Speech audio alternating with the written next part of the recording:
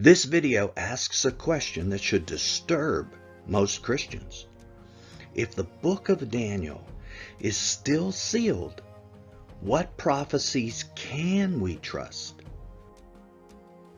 You see, in the last chapter of his book, Daniel is instructed to conceal the words of the prophecy and to seal up the book until the time of the end.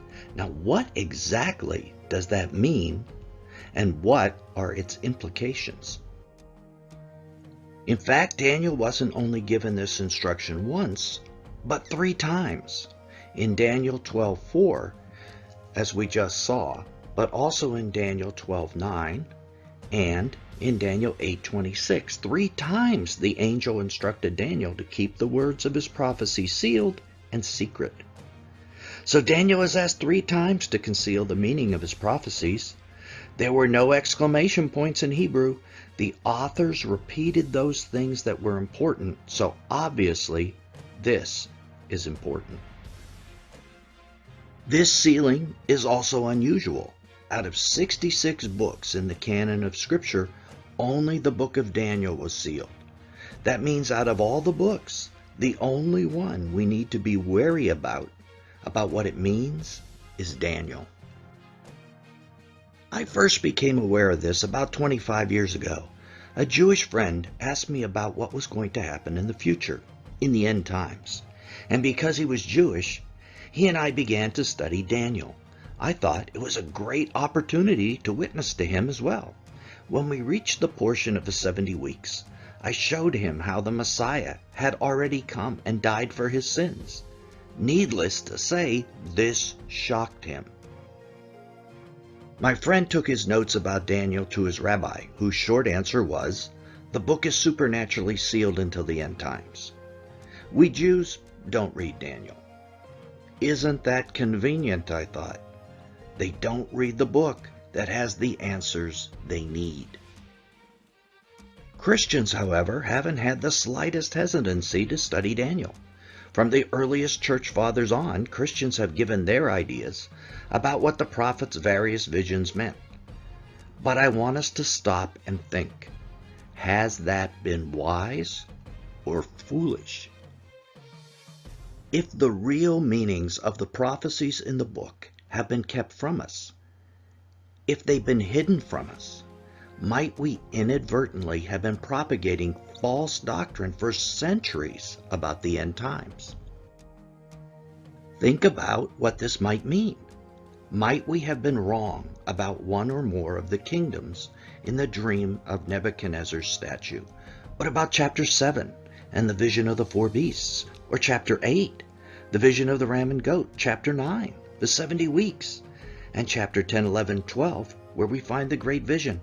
What if the majority of the church has been teaching interpretations of these prophecies which are mistaken, at least in part, because the teachers could not understand them? Because Daniel was supernaturally sealed.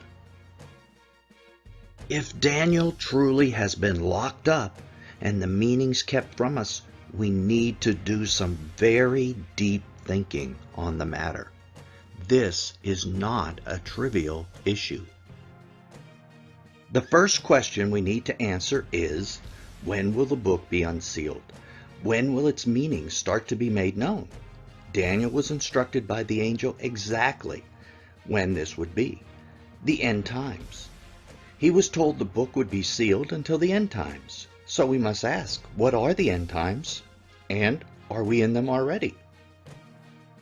Because if we're not, we need to be very careful saying what the prophecies in Daniel mean. Maybe we need to keep quiet about what Daniel's prophecies mean to us, because maybe we don't really know. Now, some will say we are in the last days right now, and guess what? They're right.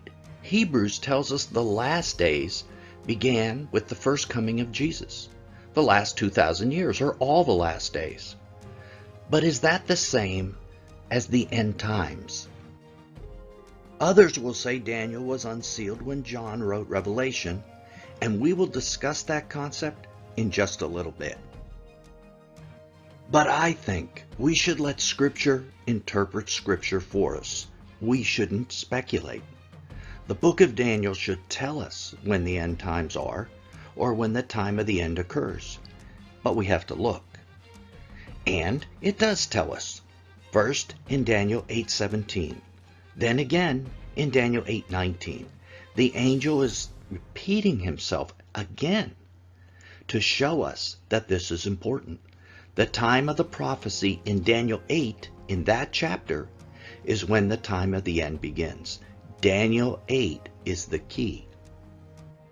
That's good news, bad news.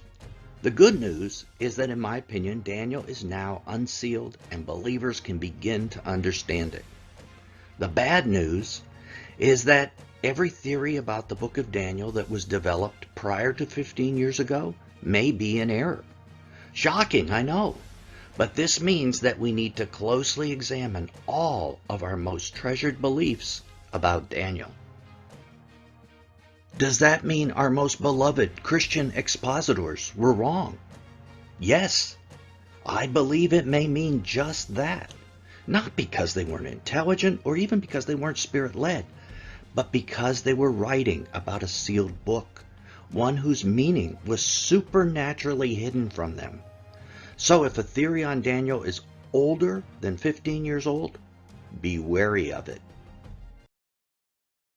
Wow, you're probably thinking to yourself, if all those ideas that I've had are mistaken, I'd have to rethink my entire end-time views. And yes, that is exactly what I did over the past 10 years myself. So, welcome to the club. Many will probably not be willing to throw away their treasured theories, and I realize that. But I think that is what Scripture is telling us to do. So think and pray about these things. Now let's get back to the book of Revelation, because this is quite interesting. John is specifically told not to seal up the book of Revelation. So why was he told that? I mean, there's no other book in the Bible that says don't seal it up. Well, because Revelation contains things about Daniel.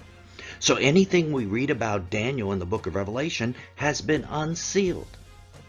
And anything Jesus taught us about in the Gospels about Daniel has also been unsealed for the last 2,000 years.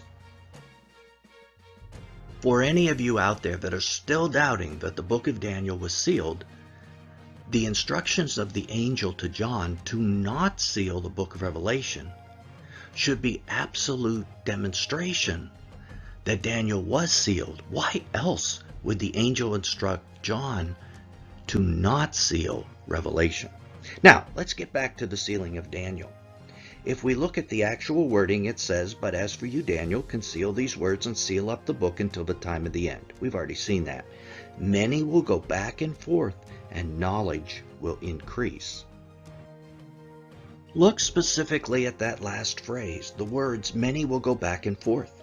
Is this referring to going back and forth from the book of Daniel to the unsealed books, like Revelation and the Gospels, to gain further knowledge? I believe it is. So do not give up hope. The book of Daniel has most likely been unsealed within the last 15 years, and certainly Jesus' commentary in the Gospels, and John's in Revelation about the themes in this book, those things are all unsealed and have been for 2,000 years. Now is the time to study that book like never before.